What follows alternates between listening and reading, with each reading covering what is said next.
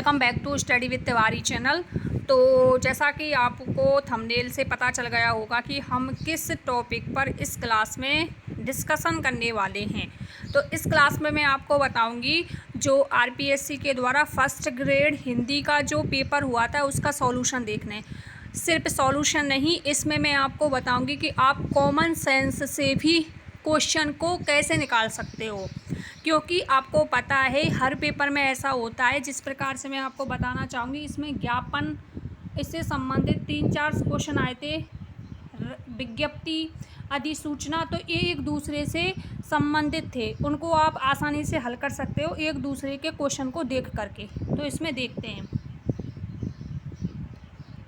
अनेकार्थी अज का अर्थ नहीं होता है। तो आपको पता है कि अनेकार्थी हुए शब्द, इनको तो हमें रटना ही पड़ता है। अनेकार्थी हुए, पर्यायवाची शब्द हुए, विलोम शब्द हुए, इनको हमें शब्दकोश से इनको तो हमें रटना ही पड़ेगा।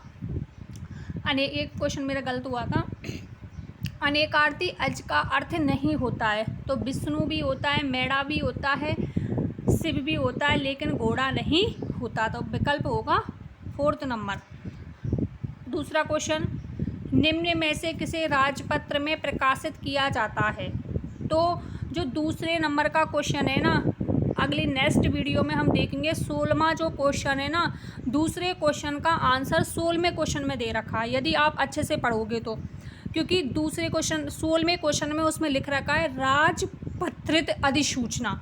तो आप नॉर्मली कर सकते हो कि अधिसूचना को गजट में प्रकाशित किया जाता है, जिसे हिंदी में हम राजपत्र बोल सकते हैं। अब आपका दूसरा क्वेश्चन भी सही हो सकता है और 16वां क्वेश्चन भी सही हो सकता है, यदि आप इन दोनों में संबंध करके देखोगे तो पहले आपको पेपर को सरसरी नज़र से 150 क्वेश्चन देखने हों, जिससे आपको पता चल सके कि क्वेश्चन कहाँ से किस प्रकार से आया है, जिससे आप उसको संबंधित कर सकें।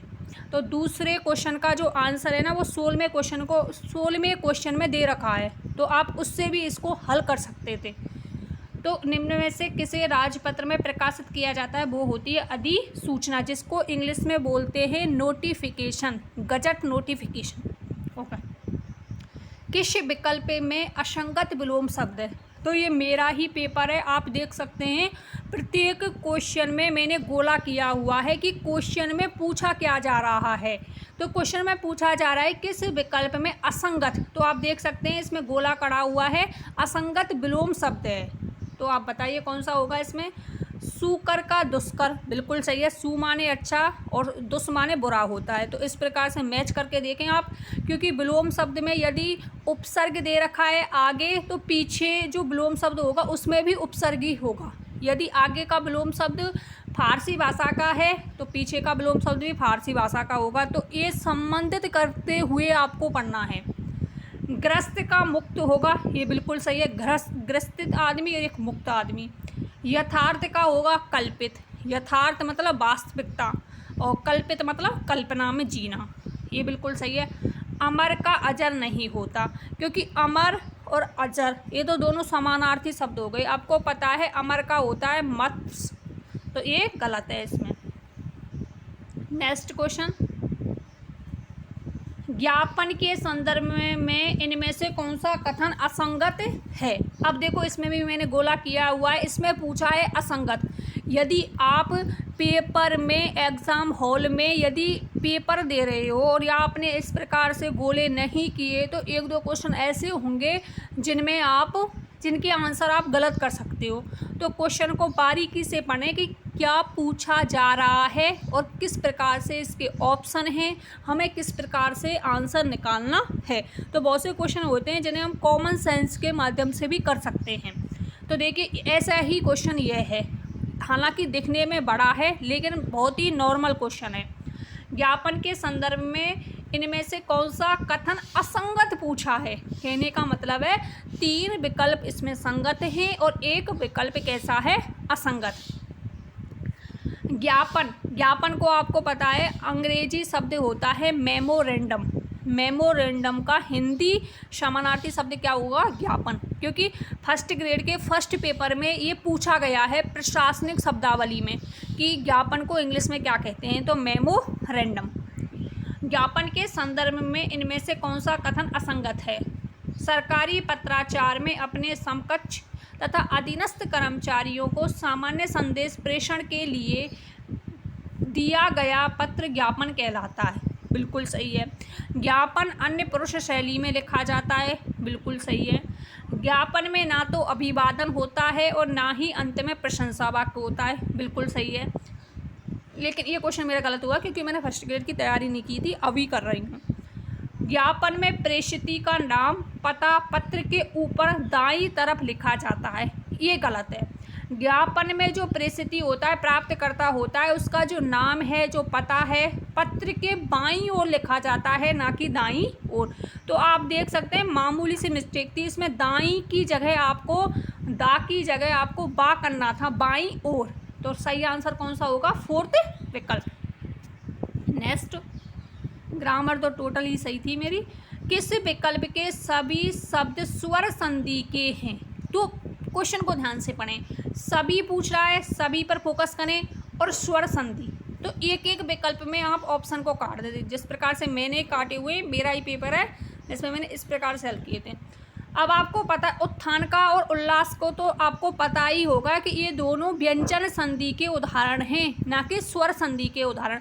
अब आपको इतना तो पता होगा कि स्वर संधि के 5 भेद होते हैं: दीर्घ, गुण, वृद्धि, अयादि और यड़। तो ये कट गया ऑप्शन। अब आपको पता है निष्ठुर शब्द और अतैव शब्द। अतैव आपको पता है अतः धन एव किसका है? विसर्ग संधि का उदाहरण है, ये कट गया। निष्ठुर किसका है? व्यंजन संधि का, ये कट गया। अब आपको पता है विषम, विषम भी किसका है? ये भी कट गया। अब आपको पता है विषम व्यंजन विसर्ग संधि का है। उत्तम धन अंग उत्तमांग बना, विद्याधन अर्थी विद्यार्थी बना, देवी धन इच्छा देवी इच्छा बना। ये तीनों ही विकल्प स्वर संधि के उदाहरण हैं, और स्वर संधि में भी पूछा जाए तो दीर्घ स्वर संधि के उदाहरण हैं। क्वेश्चन बड़े हैं, लेकिन यदि आपने विकल्प में से एक एक शब्द को डिलीट करना सीख लिया तो आप राइट आंसर तक आसानी से पहुंच सकते हो। नी प्रत्यय रहित शब्द वाला विकल्प है। अब देखो इसमें मैंने नी पर भी फोकस किया है और रहित शब्द पर भी फोकस किया है। नी प्रत्यय रहित शब्द वाला विकल्प है चटनी, ओढ़नी, सूंघनी और नानी। ये तो सिंपल सा क्वेश्चन था, क्योंकि नानी मूल शब्द है, ना कि उसमें प्रत्यय का प्रयोग हुआ है। राइट आंसर फोर्थ विकल्प। किस विकल्प के दोनों शब्द बहुब्री समास के उदाहरण हैं? तो देखिएगा, किस विकल्प के दोनों शब्द बहुब्री समास के उदाहरण, कहने का मतलब है दोनों होने चाहिए। आप काटते हुए जाएं, किस प्रकार से देखिएगा। अब आज जन्म को काट दो, अब आज जन्म में कौन सा समास होगा? अब बेईभाव समास होगा, तो ये कट गया। हथकड़ी, हाथ के लिए कड़ी, हथकड़ी, ये भी कट गया क्योंकि उसमें संप्रदान तत्पुरुष समास है, इसको भी काट दो। अब आपके पास 2 विकल्प बचे, जितेंद्रिय और मुनिवर। मुनिवर में यदि आप देखते हो, मुनियों में वर का मतलब होता है श्रेष्ठ। यहाँ पर एक तो वर वो होता है जो वर वधू वाला, और एक वर वो होता है जो श्रेष्ठ होता है, मुनियों में श्रेष्ठ। तो मुनियों में श्रेष्ठ, इसमें हम तत्पुरुष समास भी मान सकते हैं, ये भी कट गया। निर्जन और पंचानन, ये दोनों ही शब्द बहुब्री समास के उदाहरण हैं। नेक्स्ट, किस विकल्प के सभी शब्दों में उपसर्ग का प्रयोग हुआ है?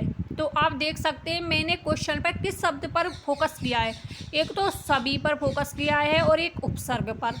तो आप उसी प्रकार से इस क्वेश्चन को हल करें, एक एक विकल्प में से एक एक शब्द को काट दें।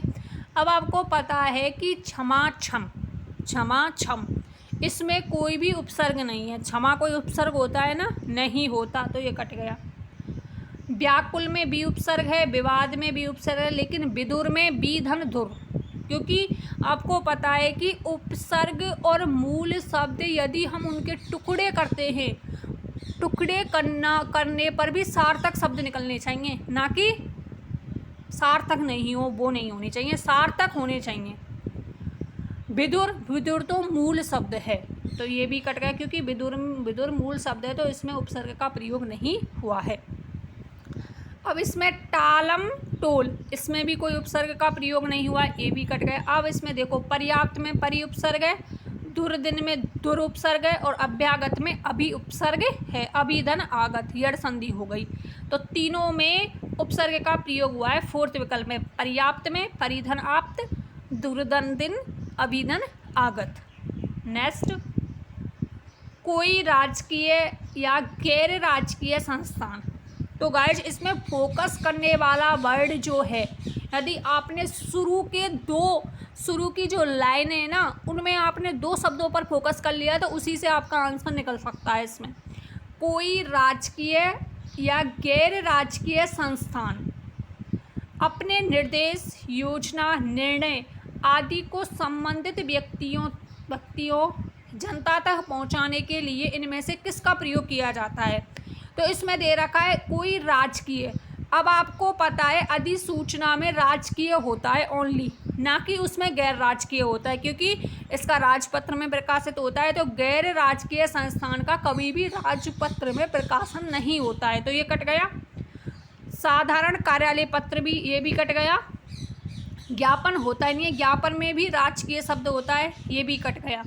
लेकिन राजकीय का भी प्रकाशन करती है और गैर राजकीय संस्थानों का प्रकाशन करती है, वो होती है विज्ञप्ति। वो क्या होती है? विज्ञप्ति। विज्ञप्ति बोल लो या विज्ञप्ति बोल लो। और निविदा मैंने लिख रखा है अपनी सुविधा की दृष्टि के, निविदा में भी राजकीय और गैर राजकीय संस्थानों का उल्लेख होता है और विज्ञप्ति में भी राजकीय और गैर राजकीय संस्थानों का उल्लेख होता है। तो राइट आंसर कौन सा होगा? तीसरा विकल्प। यह शब्द अनेकार्थी है, तो नॉर्मल सा क्वेश्चन था ये दैनंदिन ये पूछा गया है रीट 2021 प्री एग्जाम में, इसमें पूछा गया था। इसमें क्या है? उसमें दे रखा था सर्वनाम, संज्ञा, विशेषण, क्रिया, तो इसमें था विशेषण। तो कर शब्द ऐसा है जो अनेकार्थी शब्दों में प्रयुक्त हुआ था, क्योंकि आपको पता है कर हम हाथ को भी बोलते हैं, टैक्स को भी बोलते हैं, इस प्रकार से हाथी की सूंड को भी बोलते हैं। नेक्स्ट, अब इनमें से कौन सा कथन असंगत पूछा है? सरकारी कार्यालयों द्वारा सामान आपूर्ति, निर्माण कार्य आदि के लिए कार्य संपन्न कराने वाले या प्रतिष्ठानों को समाचार पत्रों के माध्यम से आमंत्रण प्रकाशित किया जाता है, उसे निविदा कहते हैं।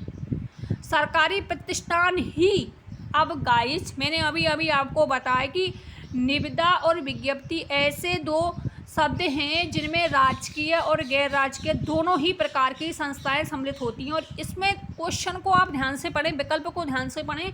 इसमें दे रखा है सरकारी प्रतिष्ठान ही, तो इससे भी आप लॉजिक से भी अपने कॉमन सेंस से भी राइट आंसर पर जा सकते हैं। इसमें दे रखा है सरकारी प्रतिष्ठान ही निविदा जारी करते हैं, ये स्टेटमेंट बिल्कुल गलत है, क्योंकि सरकारी प्रतिष्ठान ही नहीं, सरकारी के साथ में गैर सरकारी संस्थान भी निविदा जारी कर सकते हैं।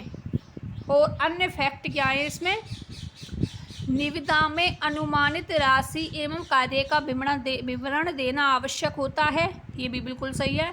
निविदा में क्रमांक तथा जारी करने वाले अधिकारी का पदनाम आवश्यक होता है, तो राइट आंसर होगा दूसरा विकल्प। तो गाइज ये क्वेश्चन थे 11, इसमें से बताना आपको कितने क्वेश्चन सही हुए आपके।